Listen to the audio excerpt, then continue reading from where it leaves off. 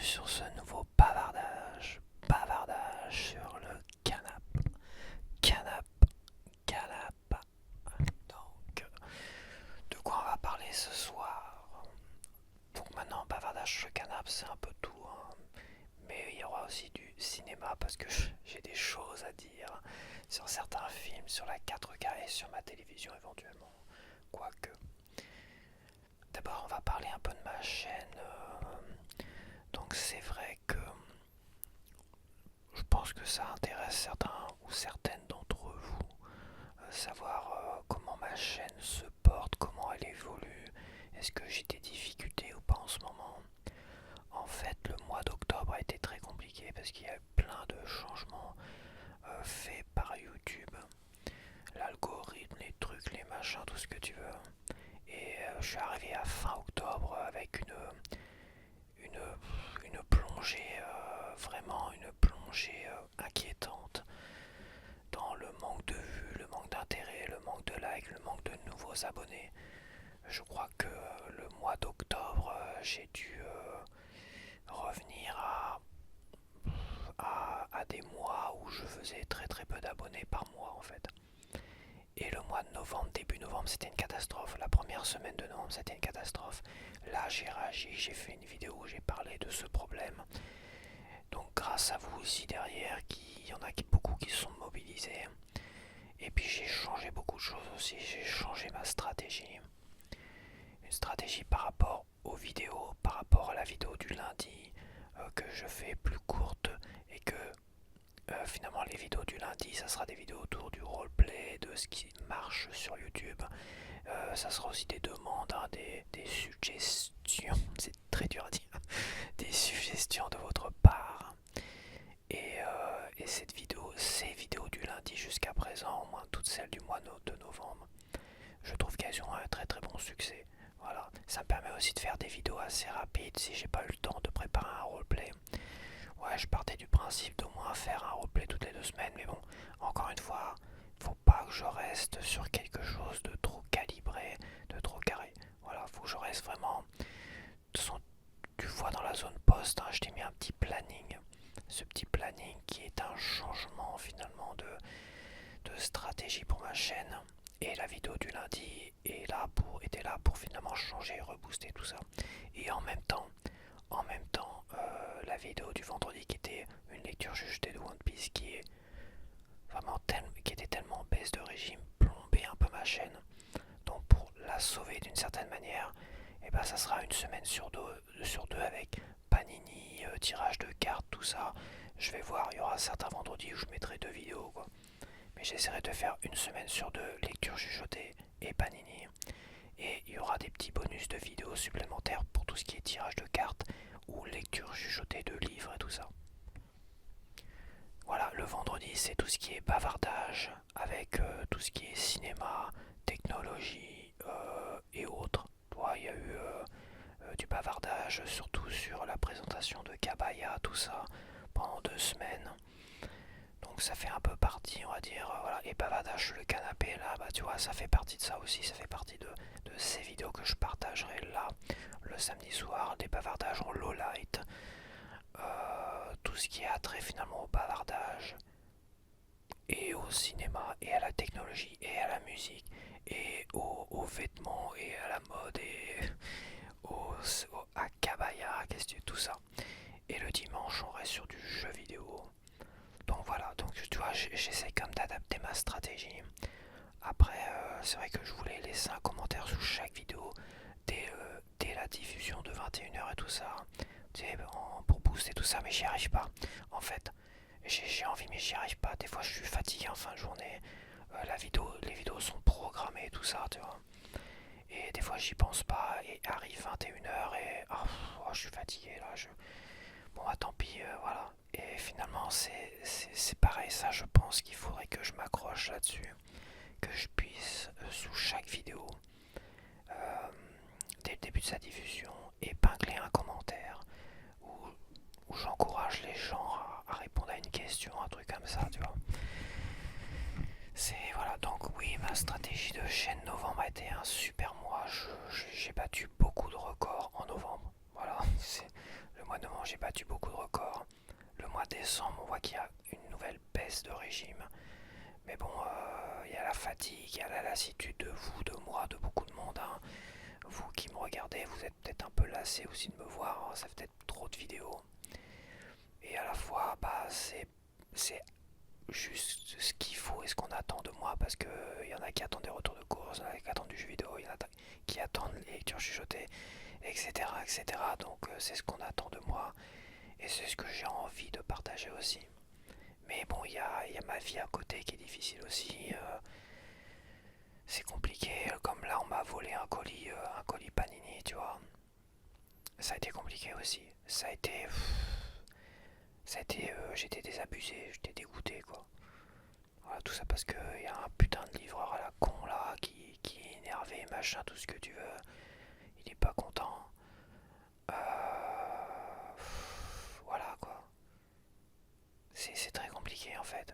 Et il te balance les colis comme ça, puis t'as évidemment un connard qui à ce moment-là passe et tiens, hop, je prends le colis pour moi. Ça l'a pas intéressé, donc j'ai pu récupérer le contenu de mon colis dans les poubelles, les conteneurs poubelles de mon bâtiment. Oui, ça, je dois bien t'avouer que ça, c'est des choses qui fatiguent en fin de journée. Tu vois, c'est des choses qui fatiguent parce que tu te rends compte que tu as des mecs, hein, ou qui que ce soit qui vit là proche de chez toi, qui t'a volé ton contenu. C'est très agressif, hein. C'est très violent, c'est comme une agression physique. C'est bon, c'est ouais, je pourrais très mal réagir si je savais qui c'était. Franchement, je pourrais très très mal réagir. Déjà le livreur, je l'ai fait revenir de force, hein. Il est revenu, hein. Je me suis énervé sur lui et je l'ai fait revenir. Il commençait à faire le méchant au téléphone. Quand il est arrivé, il a moins fait le méchant, il s'est excusé. Sauf que, il a mis sur le suivi. Voilà. Après, il est parti, tout ça. Il m'a guidé pour les démarches, pour me faire rembourser tout ça, mais évidemment, il m'a mal guidé. Et de toute façon, c'était foutu pour cela, pour la simple et bonne raison, c'est que sur le suivi, il avait mis qu'il avait déposé le colis dans une zone sécurisée, dans un endroit sécurisé, selon les consignes de moi. Moi, je lui aurais donné des consignes pour le mettre dans tel endroit sécurisé. Qu'est-ce que tu veux faire quoi? Bon, j'ai retrouvé l'intégralité de mon contenu dans des poubelles propres et saines. Tu vois, là, je suis passé à côté des poubelles tout à l'heure. Ça puait la mort, les mecs, ils avaient renversé directement le contenu de leur bouffe dans les poubelles. Il y en a, je te jure, c'est des débiles, quoi. Ça attire les rats, les cafards, tout ça. Mais non, ils sont vraiment stupides. Enfin, c'est pas possible, quoi. Et bah là, j'avais eu de la chance, mais j'allais guetter, hein. Je peux dire que je commençais à enquêter pour savoir si j'allais retrouver le carton du colis, si j'ai retrouvé des panini déballés, tout ça. Et j'ai retrouvé là, en levant une poubelle, j'ai commencé comme à ouvrir les poubelles, tout ça. En levant une poubelle, je dis putain, ils sont là. Ils sont là. L'enfoiré ou je sais pas qui, il l'a jeté dans la poubelle. Et je regarde, je me dis putain, il y en a un qui est. T'as un pack loisir qui est nickel, qui a pas été ouvert et tout ça. Et l'autre pack loisir, apparemment, il a été ouvert. Et je vois des images dedans et tout ça. Bon, je prends tout ça, je regarde, je vois rien d'autre. Je remonte chez moi. Je commence à compter toutes les pochettes Panini, j'en ai 49 sur 50. Donc il en a ouvert qu'une. Et les images, bon apparemment les images, elles sont toutes là. D'ailleurs, c'est dans la vidéo de Panini d'hier, bah j'en parle un petit peu et tout ça. Donc dans ma malchance et dans mon énervement, voilà, il s'est passé ça. Ça a été quelques jours assez compliqués. Mais je te le dis, j'aurais très très mal réagi si j'avais mis la main sur la personne. J'aurais très mal réagi. Déjà le livreur, ça a été limite. Ça a été limite. Mais plus de mal que de... Enfin, il y a plus... C'était plus... c'était... c'est chiant. Voilà, c'est chiant de vivre des trucs comme ça. T'as beau être préparé, t'as beau être psychologiquement prendre du recul. C'est chiant. C'est insupportable qu'il y ait des gens qui ont une volonté presque naturelle de faire du mal aux autres. Parce que ça, c'est faire du mal aux autres. Tu vois ce que je veux dire? t'as pas une personne bienveillante qui va te dire avant, quand j'ai emménagé, s'il y avait des personnes bienveillantes. Mais évidemment, c'est des personnes âgées qui ont déménagé, qui sont décédées aujourd'hui parce que c'était très âgé. Et aujourd'hui, je veux dire, t'as une personne bienveillante qui voit un colis comme ça et dit tiens, je vais le prendre. Ah bah tiens, c'est à mon voisin. Je vais le prendre, je vais aller frapper à sa porte, il est pas là. Et bah je laisserai un mot dans sa boîte à lettres pour dire j'ai votre colis que le livreur a déposé comme ça dans le couloir. Donc hop, je l'ai, vous avez qu'à venir me voir et je vous le rendrai. Tu vois. Ça, cette bienveillance-là, je l'avais quand j'ai emménagé. Elle y est plus aujourd'hui. Quoi. Moi, c'est ce que je ferais. Moi, c'est ce que je ferais aujourd'hui. Putain, mais je suis pourtant pas le dernier samaritain. Enfin, c'est comme incroyable, quoi. Euh, je comprends pas. Non, maintenant, j'ai l'impression qu'aujourd'hui, c'est plus t'es un salopard et plus la vie te favorise. Bon, bah, j'ai eu de la chance quand même, j'ai quand même récupéré le truc. Mais le gars, il s'en tire, je sais pas comment, quoi. Il a même pas eu la bienveillance de me remettre ça dans ma boîte à lettres parce que ça lui plaît pas, quoi. Je te jure, il aurait pu le glisser dans ma boîte à lettres, un pack loisir. Apparemment, il aurait pu le glisser dans la boîte à lettres. Ou au-dessus de la porte de ma cave, parce que t'as une petite ouverture au-dessus de la porte de ma cave. Il aurait pu balancer même le carton, ce qu'il y avait dedans, hop, refermer tout ça et balancer comme ça au-dessus de la porte de ma cave. Non, à la poubelle. Et le carton d'emballage, le colis, je l'ai jamais retrouvé. Je guette encore. Parce que un carton avec mon adresse et mon nom, le gars du ménage il va venir me faire chier pour dire vous le savez très bien, faut pas laisser les cartons comme ça dans les encombrants et tout ça. Regarde des petits cartons, tu les plies, tu les mets dans les poubelles. Je sais pas ce qu'ils en ont fait, mais je sens bien le gars du ménage venir me faire chier avec un carton à mon nom un jour. Donc je guette quand même si je le retrouve. Je le plierai, je le mettrai dans les poubelles ou j'arracherai mon nom. Mais, euh, mais je commençais à enquêter et en commençant à enquêter 2 jours après j'ai retrouvé mon contenu de colis. Bon bah voilà quoi. C'était pas plus mal que c'était un débile qui connaissait pas One Piece, connaissait pas les Panini apparemment et il était pas intéressé. Enfin, je, je préfère pas savoir qui c'est. Je dois bien t'avouer. Parce que je pense que je pense qu'à mon avis il passera un sale quart d'heure. Je suis désolé mais ça passe pas ça. Ça passe pas. Il y en a, il faut les. Je sais pas, c'est même pas de la mauvaise éducation. C'est. On peut pas laisser faire ça. On peut pas laisser faire ça. Et on peut pas laisser des gens comme ça nuire aux autres. Parce que là, c'est moi, mais ça aurait été un colis important d'une autre personne.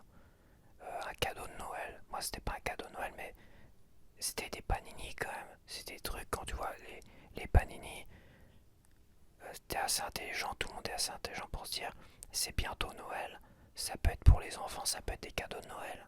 Tu vois ce que je veux dire? Il y en a. Et bon bah la chance était que c'était pas un cadeau de Noël, c'était pas pour des enfants, ce qui aurait été encore plus glauque et dramatique. Mais le gars il le sait pas ça. Et franchement c'était tellement évident que des panini comme ça c'est pour des gamins, One Piece, tout ça, tu vois.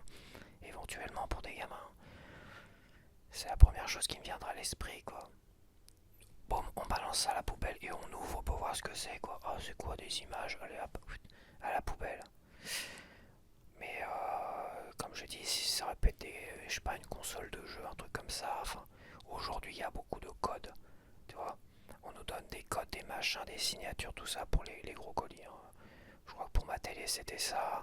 Il y avait un code. Pour mon téléphone du back market, c'était pareil. Maintenant, pour les trucs comme ça, oui, parce que combien de fois on voit combien de fois je vois des fois des lettres ou des colis ouverts comme ça, c'est un crac, crac, il regarde, tu vois bien que quelqu'un a essayé de voir ce qu'il y avait dedans. Quelqu'un a essayé de voir combien de fois j'ai des choses que je vois comme ça, des choses qui ont été ouvertes. Et c'est pas Prime parce que avec Amazon Prime par exemple, quand t'as Prime, t'as un service de livraison Prime, donc c'est des gars qui travaillent pour Prime et tout ça. Et généralement, je dis bien généralement, j'ai pas trop de soucis, sauf peut-être 1 ou 2 fois quand même. faut l'avouer, parce il y en a plusieurs aussi. Mais relais colis, la poste, tout ça, la STGLS qui a balancé le colis comme ça, tu retrouves tes, tu retrouves tes colis à moitié ouverts, à moitié machin, tu vois bien que quelqu'un a jeté un coup d'œil dedans. Donc faut faire attention ça pour tout ce qui est jeux vidéo bien identifiable, faut faire attention. La dernière fois c'était des Blu-ray 4K. C'était des Blu-ray 4K, il y avait. Ça semblait quelqu'un avait dû regarder. Sauf que les tranches sont noires. Quand tu regardes comme ça de l'intérieur, parce que moi, avant de l'ouvrir totalement, je regarde, putain, on voit quand même que il y a apparemment 3 Blu-ray 4K, des tranches noires. Ça aurait été des tranches rouges, comme Nintendo Switch 2, ça aurait été volé. Ça aurait été des tranches bleues, je crois qu'elles sont bleues, de PlayStation 5, ça aurait été volé. Là c'est noir, ça c'est pas trop. Les 4K c'est pas assez répandu, tu sais, les Blu-ray 4K. Donc bon, je vois des tranches noires, allez hop, merci, au revoir. Des bouquins, des machins, bon, merci, au revoir. Des panini. Bon là c'était un autre, c'était pas un livreur. Mais c'était aussi quand j'ai cherché dans les poubelles, les conteneurs et tout ça, je cherchais à savoir si c'était le livreur qui me l'avait volé ou il aurait pu très bien être le livreur qui me l'avait volé aussi, hein, tu sais. Euh, donc c'est pas le livreur qui me l'avait volé, c'était bien un crétin, un débile ici qui l'a volé. Il faut dire qu'il y en a un paquet de débiles ici, hein. Franchement, je commence à en avoir marre. Je suis dans ma bulle, je suis très bien, mais dis donc, entre le gars du ménage qui fait pas le ménage et c'est un taudis, quoi. C'est devenu une déchetterie. C'est devenu une déchetterie. Le gars du ménage, il passe son temps à causer, à machin. Il fait plus le ménage. Il toile même plus, il fait plus rien. Et après, les gens, ils chouinent. Enfin bref, je vais pas revenir sur ça, mais ça m'énerve. Sans compter les gens malveillants. T'as même plus de gens bienveillants là-dedans, je suis même pas sûr, parce que tous ceux que je connaissais à une époque où les gens étaient bienveillants, quoi. J'avais une voisine qui me prenait tous mes colis. Quand je travaillais au CHU et tout ça, t'avais une voisine qui prenait tous mes colis. Elle savait que je travaillais au CHU, on avait discuté tout ça. Et le livreur même, il y avait le livreur qui savait qu'il pouvait la donner directement à ma voisine. Voilà, il mettait dans mon... c'était le livreur Colissimo, il le mettait dans ma boîte à lettres. Je vous l'ai laissé à votre voisine, comme d'habitude. À un moment donné, c'était ça, tu vois. C'était ça, c'était ça. Cette dame-là, elle est partie parce qu'il n'y avait pas d'ascenseur, puis elle avait du mal à monter les 2 étages, tu vois. Donc, mais ça, c'est fini, ça. Ça, c'est fini. Et je trouve ça inadmissible. Je trouve ça inadmissible qu'il n'y ait pas des gens bienveillants qui prennent ton colis et te mettent un mot pour dire je l'ai pris parce que pour pas que quelqu'un d'autre le prenne, quoi. Qui est un connard qui vole, qui machin. Ça on pourra jamais rien y faire, je pense que ça. Même dans les années 45, enfin les années 40, même dans les années 80-70, il y avait des gars qui volaient, quoi. Mais t'avais les années 60, tout ça, t'avais pas besoin de cadenas pour ton vélo, hein. Je veux dire, à un moment donné, et dans certains pays aussi, j'imagine, toi, tu peux pas laisser ton vélo 5 minutes sans cadenas. Tu peux pas laisser un colis comme ça 5 minutes à la portée de tout le monde. C'est pas possible. C'est pas possible. Le livreur, c'est un malhonnête aussi. J'ai eu la méchanceté du livreur et la malhonnêteté du livreur. C'est-à-dire balancer le colis comme ça à la portée de main de tout le monde et mentir derrière. Je peux t'assurer que... Ouh là là là. Et puis un connard qui vole et un machin et qui jette dans la poubelle. Non mais franchement, je pense que des fois ça dégoûte, quoi. La vie est dégueulasse, hein. Sur plein d'aspects, c'est insupportable. Alors oui, comparé à des drames dans le monde, c'est sûr, ce petit drame personnel de livraison de colis, c'est que dalle, c'est peanuts, hein, c'est 20 euros, hein, 20 euros de colis. Mais c'est le principe, tu vois, c'est le principe du mal qui est là, qui se forme autour de toi. Et que c'est... T'es pas à l'abri, quoi. T'es jamais à l'abri, en fait. T'es jamais à l'abri de saloperies, de salopards et tout ça.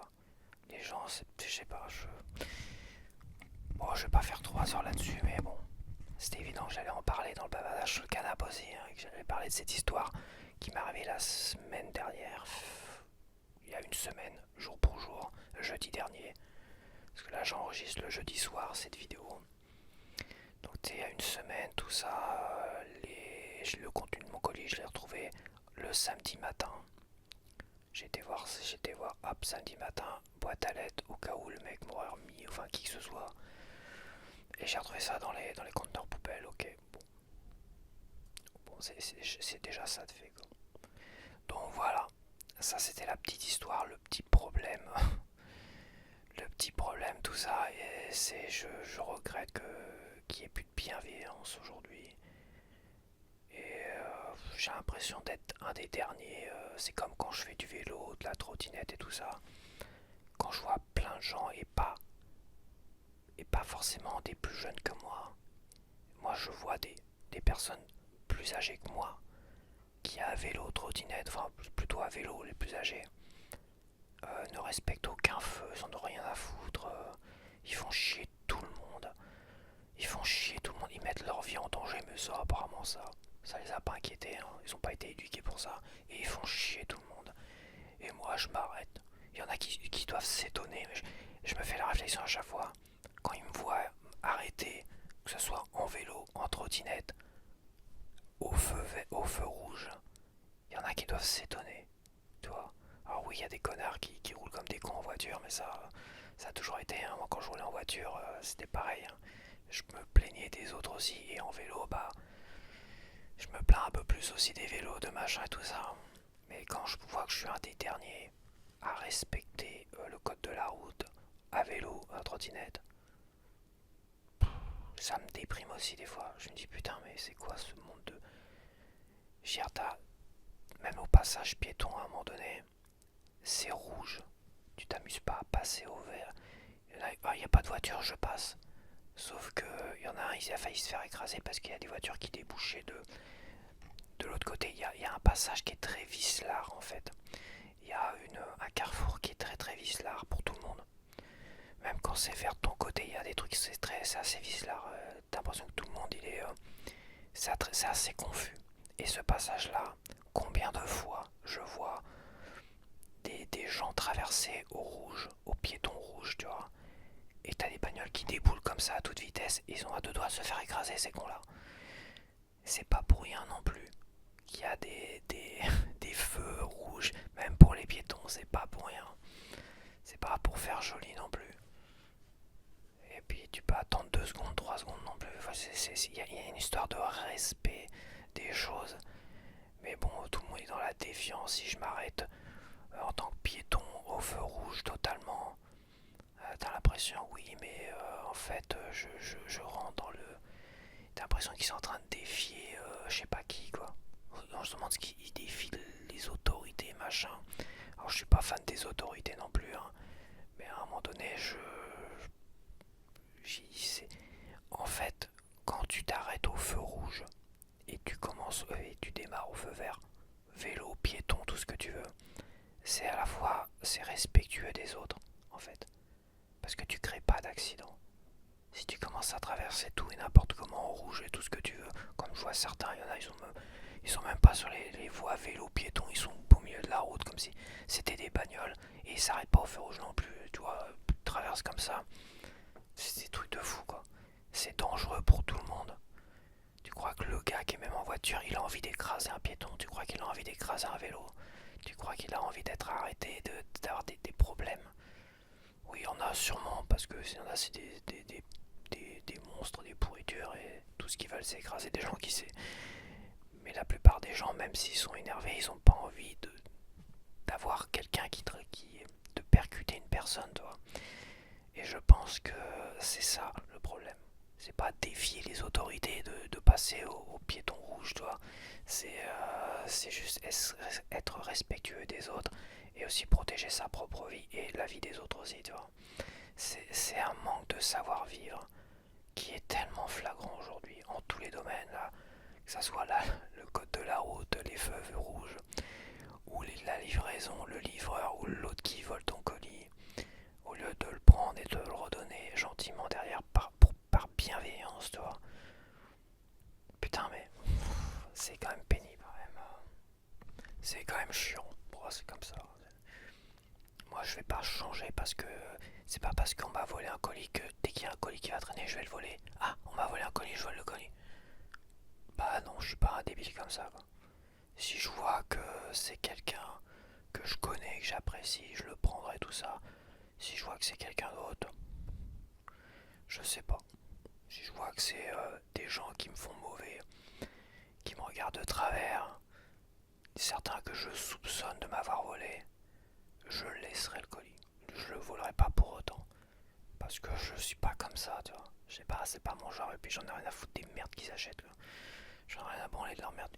Si c'est pour me retrouver comme dans la situation de la personne qui m'a volé. Ah, c'est quoi ça, des panini? Qu'est-ce que je fous de ça?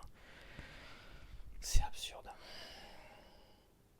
Bon bah voilà, je vais arrêter là-dessus parce que je sens que ça peut durer 2 heures. Et je vais partir sur les films que j'ai vus en 4K physique. Et oui, physique parce que j'ai vu des trucs aussi en numérique. Et je peux donner mon avis sur la 4K physique contre la 4K numérique. Le Blu-ray physique contre le numérique 4K. Et la 4K physique de vieux films en 35 mm argentique contre la 4K de films récents. Voilà. Donc, j'ai pas fini ma phrase, je sais pas pourquoi j'étais dans l'intention de prolonger ma phrase, puis non. Donc alors je vais commencer par des films que j'ai vus. Je me suis fait la trilogie. Je me suis fait, pas la trilogie, la tétralogie. Ou la quadrilogie. Bon moi je dis tétralogie, on peut dire quadrilogie. Quadrilogie pour les films. Mais pour les œuvres en 4 volumes, on dit généralement tétralogie. C'est plus juste. Mais quadrilogie, c'est un terme beaucoup plus récent pour les films. Donc, bon, personnellement, je dis tétralogie. Je sais que sur un des coffrets, je crois L'Arme Fatale, c'est marqué quadrilogie. Mais bon. Donc, je me suis fait la tétralogie des SOS Fantômes. Donc, on a les 2 premiers SOS Fantômes. Celui-là et celui-là.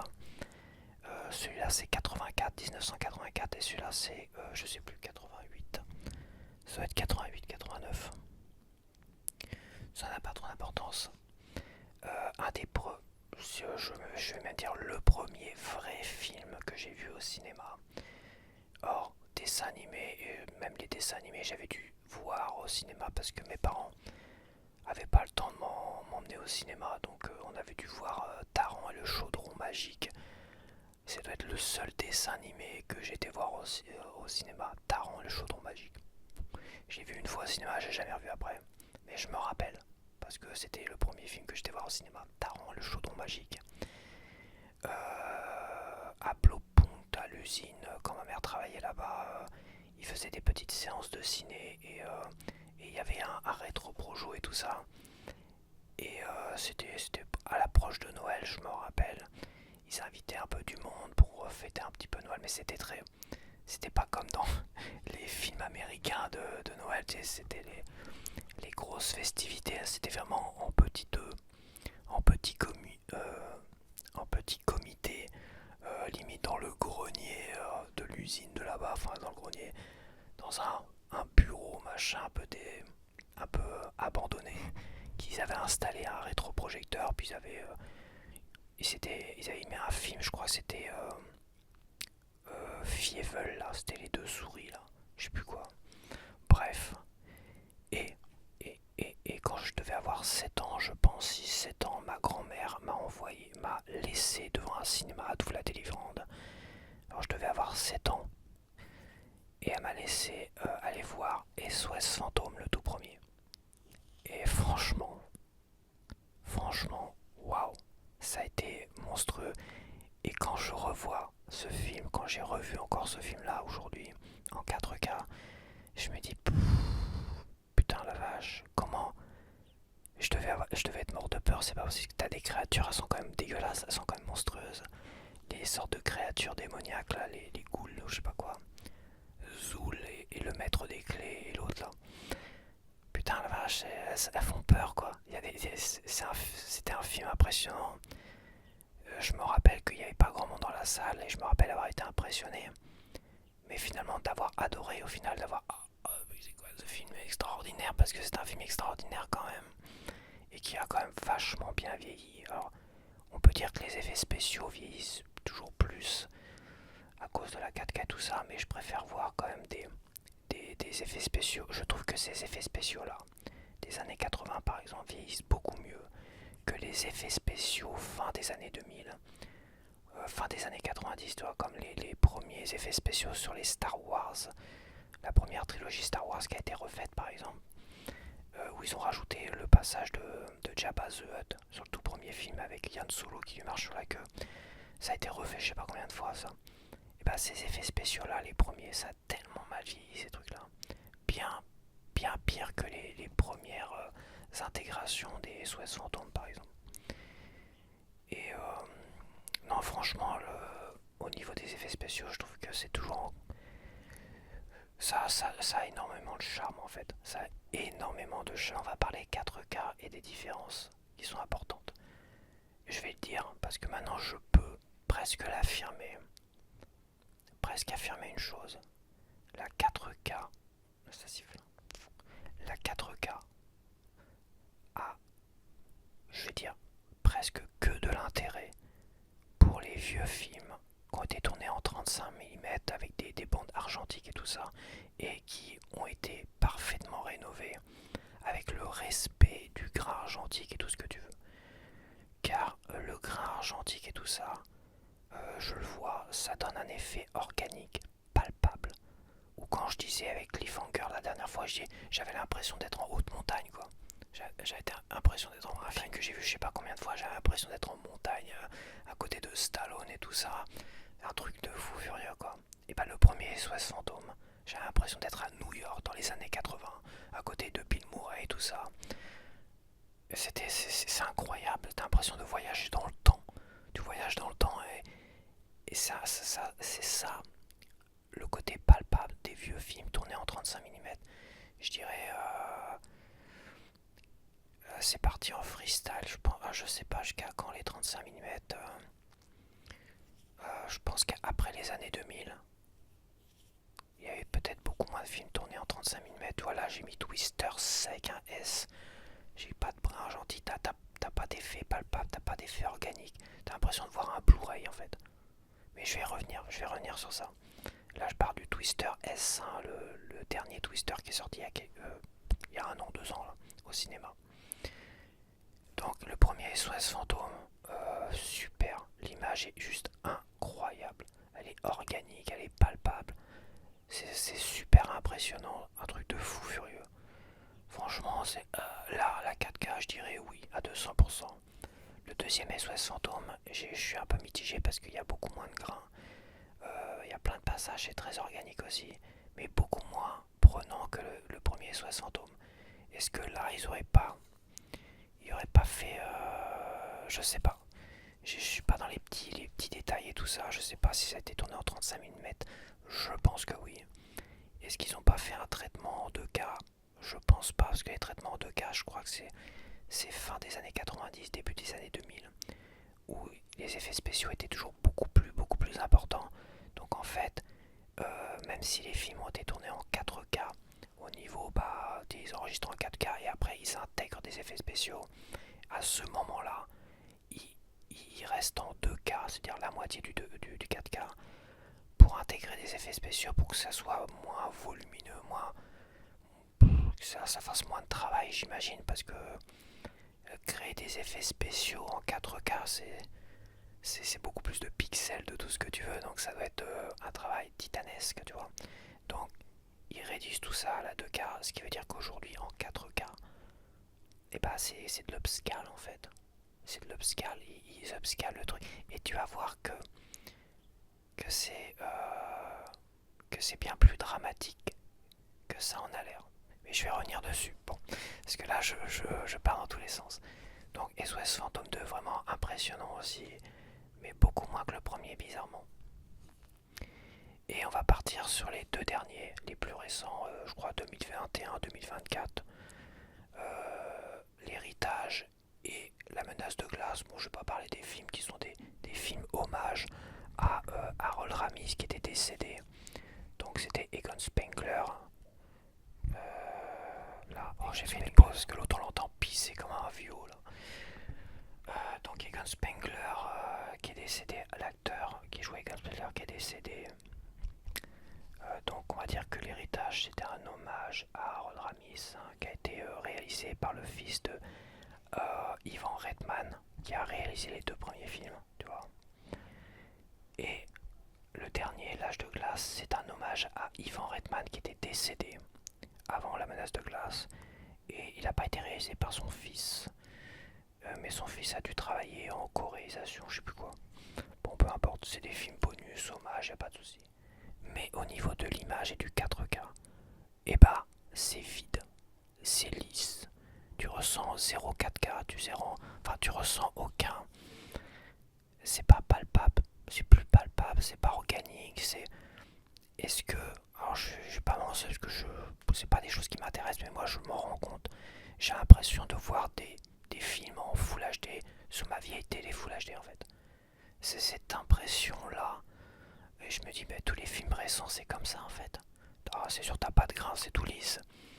Alors, je parle pas des films, hein, comme je dis, c'est bonus et tout ça, mais je dis merde quand même. Alors, certes, les effets spéciaux sont bien intégrés, y a pas de souci, tout ce que tu veux.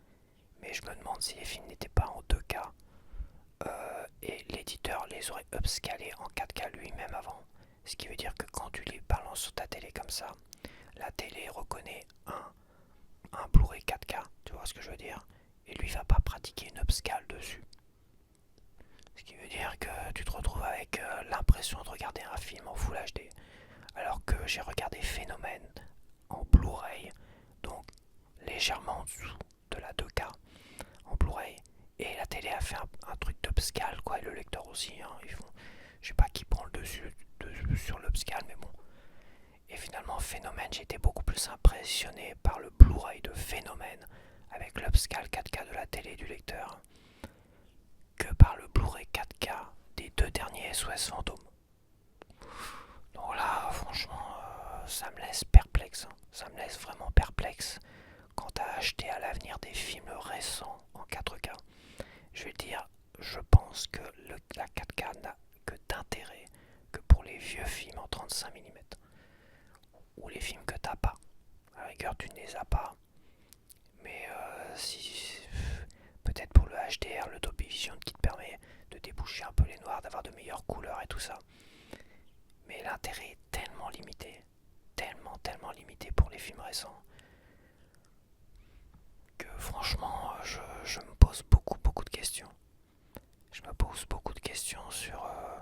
Donc autant j'étais super impressionné par les premiers SOS Fantômes, surtout le premier, autant t'arrives là. Ok, c'est bon, c'est compliqué, je pense. Est-ce que l'argentique, les 35 mm, tout ce que tu veux là, qui crée du grain argentique et tout ça, qui rend les choses palpables et organiques, avec un super traitement en 4K et tout ça, mais un truc impressionnant de fou quoi. T'as l'impression d'être au cinéma, mais bien mieux encore. T'as l'impression d'y être. Tu vois là, j'ai Twister S. Je vais revenir après. Et,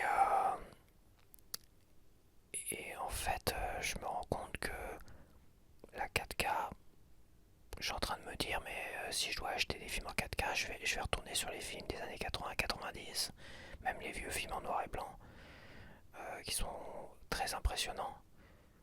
Et puis voilà, c'est tout quoi. Je vais pas acheter des films récents, ça, à moins que je les ai pas et que j'adore les films et que je les ai achetés, y a pas de souci. Mais à un moment donné, j'ai trouvé ça ultra décevant. Je m'attendais pour des films récents, c'est de là 2021-2024, à prendre une claque dans la gueule quoi. À l'époque du DVD, les films récents qui sortaient, tu prenais des claques dans la gueule. Hein. Les films récents c'était c'était du haut niveau quoi. Là, tu prends des claques dans la gueule avec des vieux films. Et plus le film est vieux, donc le premier SOS Fantôme, c'était la méga claque. Les autres, le 2 un petit peu, était bien quand même, hein, franchement. Et les 2 autres, paf. J'ai vu celui-là, L'île aux pirates, donc c'est un vieux film années 90. Bon, je vais pas parler du film, hein. C'est un film que j'appréciais énormément. Je sais pas, j'avais dû le voir au cinéma, celui-là, c'est possible. En tout que je l'avais vu pas mal de fois. Donc là, donc en tout début de film, j'avais dit à un moment donné que j'avais lu quelque part qu'ils avaient respecté la colorimétrie par rapport à une bobine de film de projection de cinéma toute neuve, toute en parfait état. Et ils avaient conservé la colorimétrie de la bande pour l'appliquer sur leur travail sur la 4K de ce film-là. Ce qui donnait un côté très chaleureux et tout ça et compagnie. Mais moi, de ce que je me rappelle, c'était très chaleureux comme film. Donc beaucoup se sont plaints de la colorimétrie jaune pisse, tout ce que tu veux. Jaune, vert, très prononcé. Mais en fait, moi, je me rappelle que de ça, quoi. Le DVD, j'étais très déçu. Parce que l'image était vraiment pas terrible. C'était pas Canal+, c'était Pioneer. C'était Pioneer qui avait édité le premier DVD de l'île aux pirates. Euh, et là, je dois bien avouer que l'image est vraiment sympa comme tout, quoi. Elle est moins palpable. Elle est moins palpable que d'autres, mais elle est très granuleuse, elle est très belle. Mais elle est quand même impressionnante, c'est quand même très impressionnant. Il y a plein, il faut plus de lumière. Bah écoute, qu'est-ce que je te dis, hein. L'autre il me dit il faut plus de lumière. Il m'engueule. Ouais, bah bon, là, t'en as la lumière. Et non, si t'as plein de passages, c'est très palpable, d'autres un peu moins. Mais je pense que ça a été un film très très compliqué, je pense, à tourner.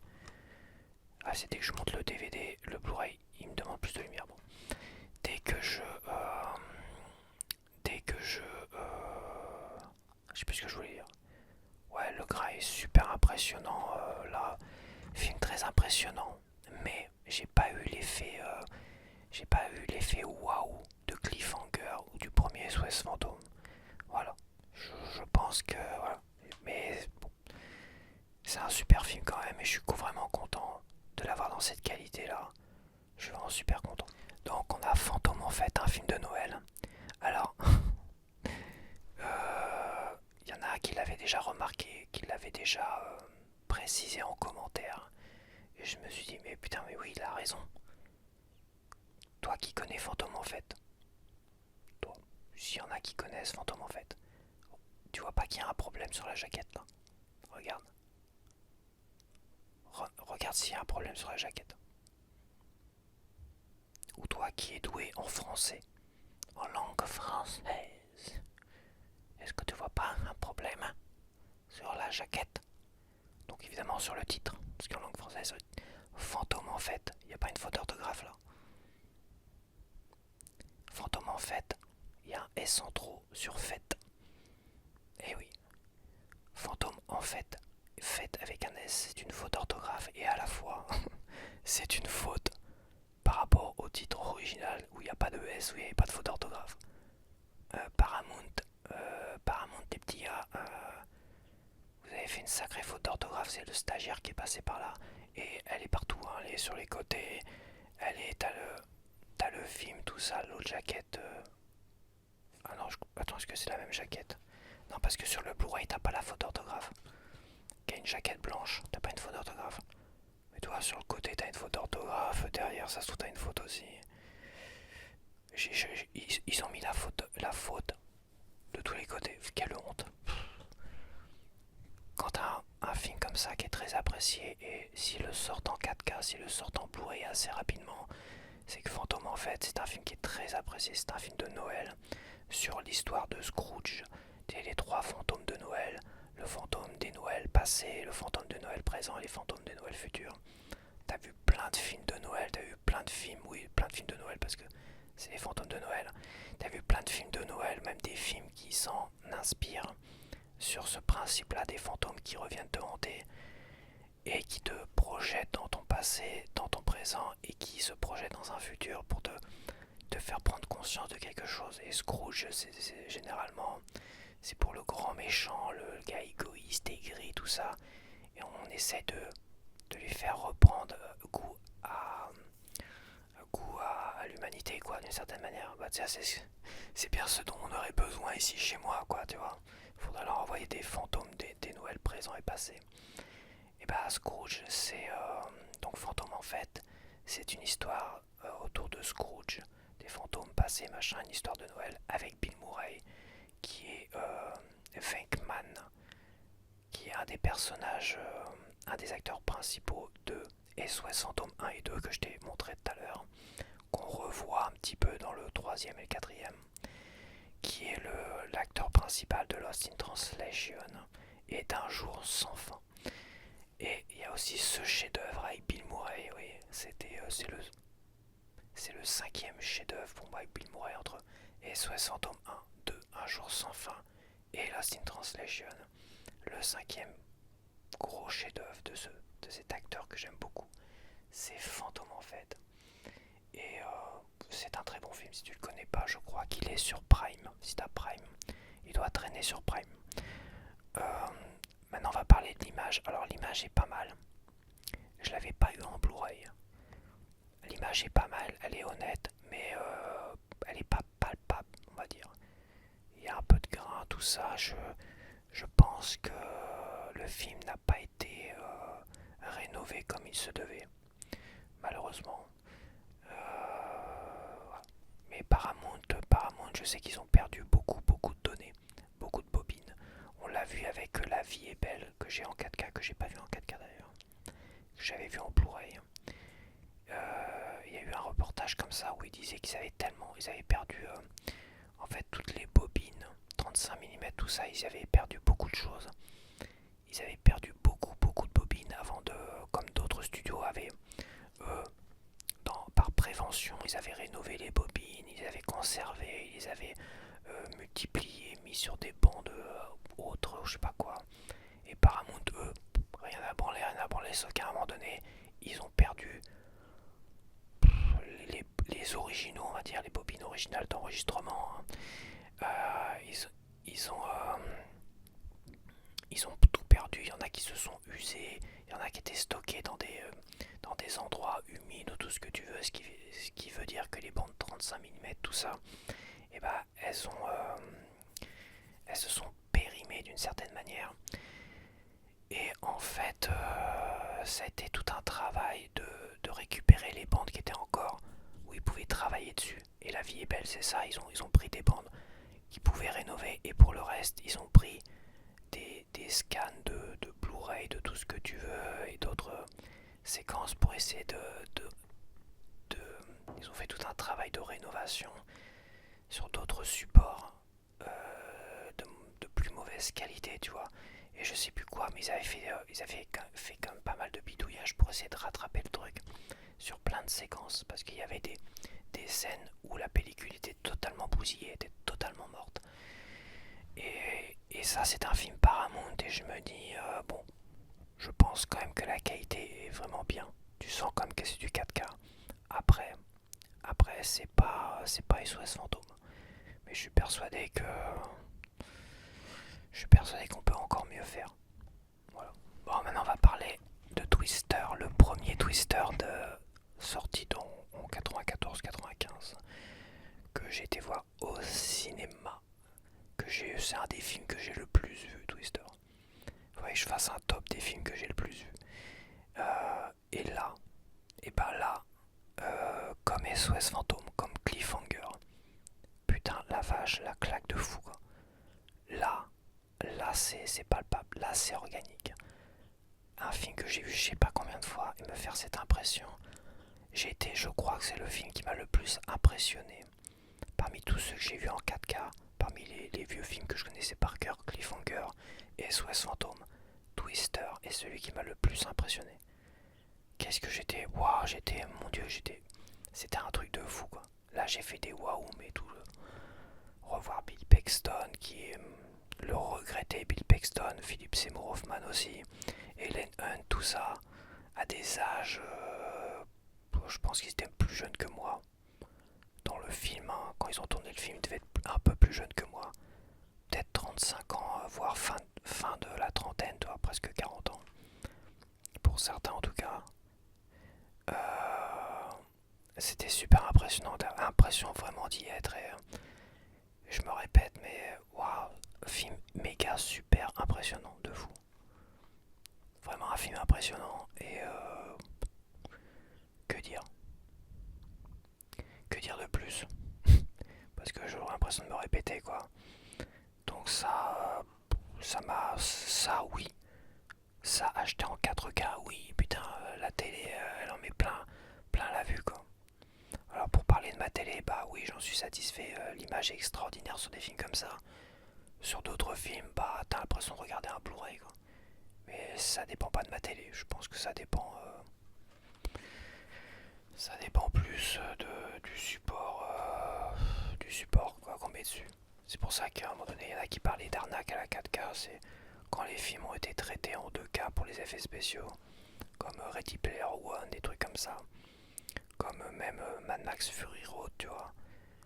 Et bah, si tu l'achètes en 4K, bah t'auras moins l'impression t'auras l'impression de regarder du Full HD.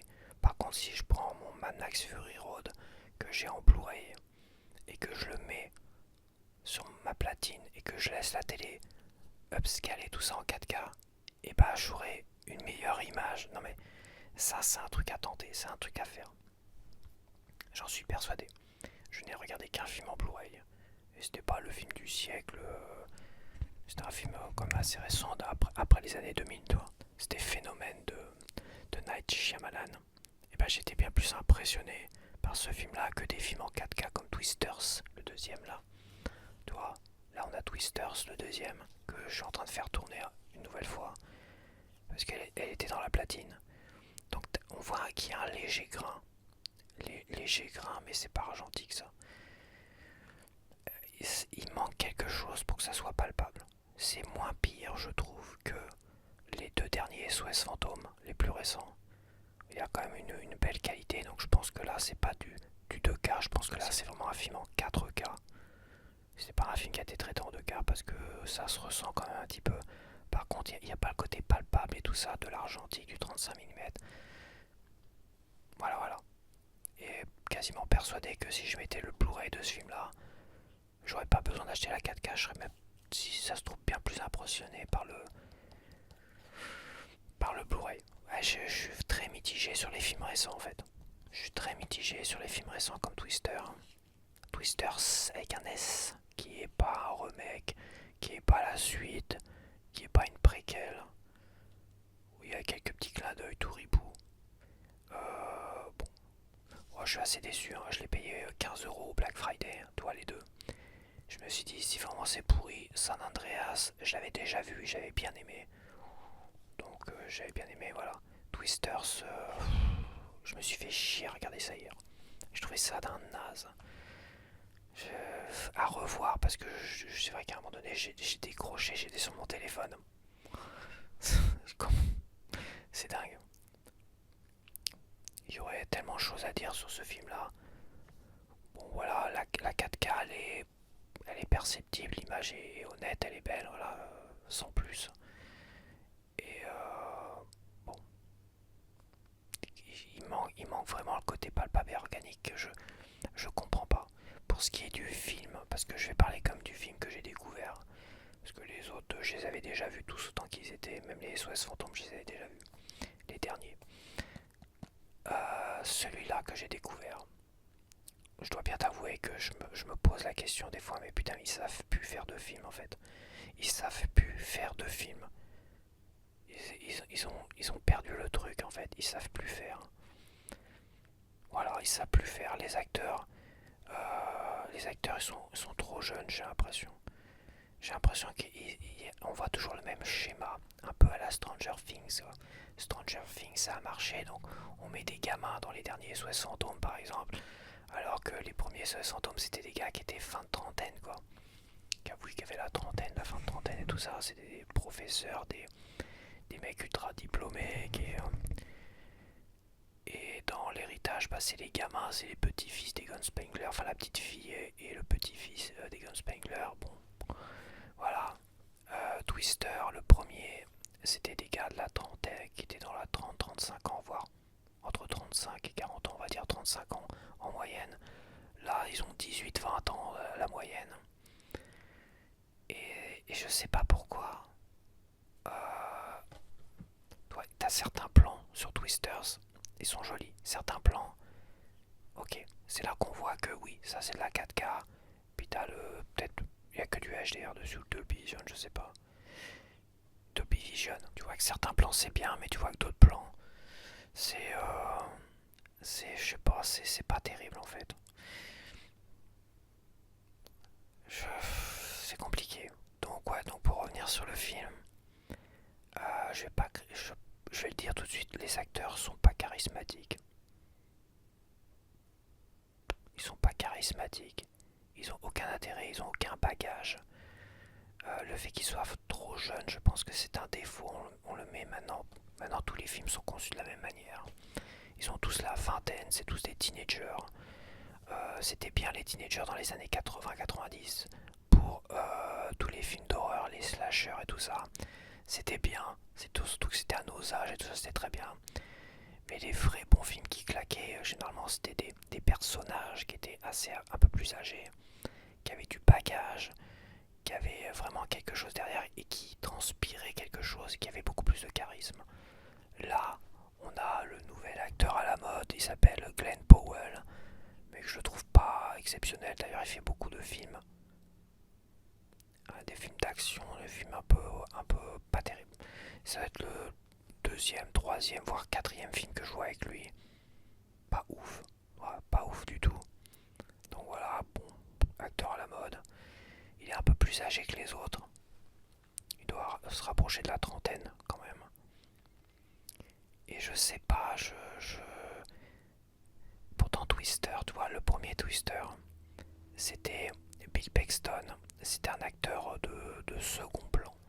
C'était un acteur de pas même pas de second rôle. C'était de second plan. Il a joué le punk dans Terminator. Il a joué Hudson dans Aliens, toujours de James Cameron. Il a joué dans Titanic, mais c'était un rôle un peu à part. C'était le gars au début, c'était le chercheur, toi, qui cherchait sur les pas du Titanic, tu vois. Il a joué pas mal de petits rôles comme ça, à droite à gauche, jamais les premiers rôles. Et Twister, le premier, celui-là, c'était son vrai premier rôle. Mais personne ne le connaissait, à part moi qui connaissait bien ces petits acteurs-là. Et j'adorais Hudson dans Aliens. J'adorais le personnage dans Alien de Hudson. Donc je connaissais bien Bill Paxton. Helen Hunt, l'actrice principale aussi. Donc on a un acteur principal et une actrice principale. Elle n'était pas connue non plus, c'était plus une série télé, c'était Mad About You, tu vois, dingue de toi. Et tous les petits acteurs, c'est pareil, c'est des acteurs qui ont des têtes connus. Mais plein de petits second rôles, il n'y a pas de gros poids lourds au niveau des acteurs. Et pourtant, c'est un des films d'Universal, les plus populaires d'Universal. D'ailleurs, ils te le ressortent systématiquement dans tous les supports. Et ça se vend comme des petits pains, quoi. Ça, c'est un des films à succès d'Universal, un des plus gros succès d'Universal. Parce que les acteurs étaient charismatiques malgré tout, même s'ils n'ont pas eu, même si c'est pour Bill Paxton et Helen Hunt leur seul premier rôle. Voilà, pour moi, c'est leur seul premier rôle qu'ils ont eu. Et c'est un film vraiment marquant. Mais bon, la mise en scène, les personnages avec des bagages, avec vraiment du bagage, parce que tu le vois bien que. Tu le vois bien. En fait, Bill Paxton arrive dans l'aventure, on va dire qu'il a 35 ans. Et après, il se remémore l'ancien Bill Paxton, l'ancien personnage où il appelait l'extrême, où il était bourré, puis il faisait ci, enfin bref. Il y a du bagage qui est raconté sur ce personnage-là. Là, dans Twisters, on part 5 ans en avant avec le début de l'histoire, on montre ce qui se passe, il se passe ci, il se passe ça, très bien, ok. Pour essayer de donner du bagage au personnage principal féminin. Et en fait, 5 ans après, on retrouve la même personne avec le même visage, la même teuté, elle a pas vieilli d'un. Bah oui, parce que c'est normal, hein, mais bon, voilà. 5 ans après, on la revoit, et puis là, on rentre vraiment dans l'histoire. Quoi dire? Quoi dire, tout ça pour essayer de donner du bagage à des personnages qui manquent de consistance. Et tout du long, j'ai vraiment l'impression d'avoir des des gens fadas quoi. J'ai l'impression d'avoir des potes à moi que j'ai fait tourner devant la caméra. Vas-y, fais le mec perturbé, fais le mec machin. C'est c'est ça les nouvelles générations d'acteurs. Ils ont aucun charisme. Certes, il faut se faire et faire plein de petits rôles et à un moment donné, mais là on donne à des acteurs beaucoup trop jeunes des premiers rôles et je trouve qu'il manque quelque chose quoi. Il manque quelque chose. Après la mise en scène n'est pas terrible, l'histoire est nulle à chier. C'est nul à chier, la fin est nulle à chier, franchement faut le dire. Ah, il manque quelque chose quand même. Il manque quelque chose. Est-ce que ça serait pas de la 2K? Est-ce que ça serait pas de la 2K les amis Twisters? Oh, quel intérêt de regarder de toute manière. Donc les trois films récents que j'ai regardés en 4K, les plus récents, c'est les trois films les plus décevants que j'ai vus en 4K. Donc bon. Et je vais même dire une chose parce que je l'ai pas encore dit. J'ai pas encore dit le fait que j'ai regardé aussi des films en 4K HDR sur Prime. J'en ai regardé un surtout. Et le début d'un autre. Et bah je vais te dire, le numérique. Le numérique, je pense que dans le combat physique contre numérique, et bah au niveau des films, le 4K c'est à des années-lumière des films à la con. Mais bon, Mr. Wolf 2 était un film récent aussi. Il aurait fallu peut-être que je me mate un film en 4K. Nana, un film que. Faudrait que j'essaie de trouver un film que j'ai pour voir vraiment la comparaison. Mais c'est indéniable. T'as de la compression, tout ça, le numérique, tout ça, là, le physique, c'est le. C'est. Comment dire, c'est non compressé, voilà. C'est non compressé, c'est la qualité pure, quoi. Tu vois, c'est la qualité pure. Et ça se voit tout de suite, quoi. Le physique des films n'aura pas mieux que ça. Et le numérique de Prime, même en 4K, même en HDR, c'est pas terrible. Ça transpire pas la 4K. Pas assez, en tout cas, tu vois. Et, et j'étais plus impressionné par le Blu-ray, que j'ai vu le seul, donc en 1080p, upscalé en 4K, que par des films en 4K en numérique. Dire que même le physique Blu-ray sur tout un système de 4K, au moins pour certains, pour beaucoup d'ailleurs, et bah waouh, ça vaut plus le coup de les regarder en Blu-ray que sur les plateformes numériques, même en 4K. Ouais, c'est compliqué ce que je dis, mais je me comprends. C'est le plus important.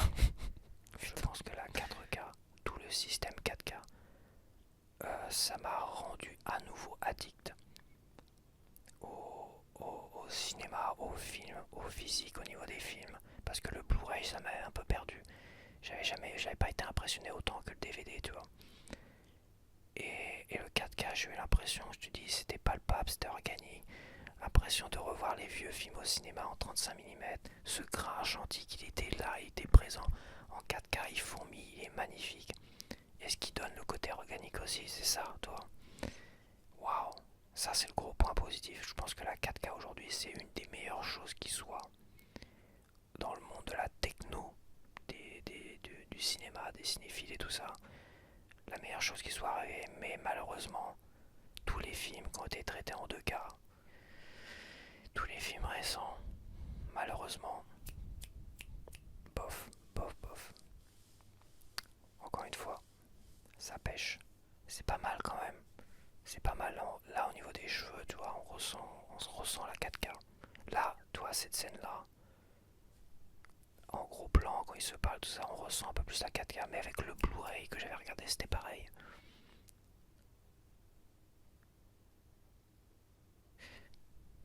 Putain, mais ce charisme de. Oh là, ce jeu d'acteur à 2 balles là, ça vient tout gâcher. C'est nul. Oh putain, c'est pas vrai. J'ai enlevé le son, j'ai mis que les sous-titres. Mais déjà, tu vois les expressions là. On dirait moi qui fais la comédie devant mon miroir. You're talking to me. You're talking to me.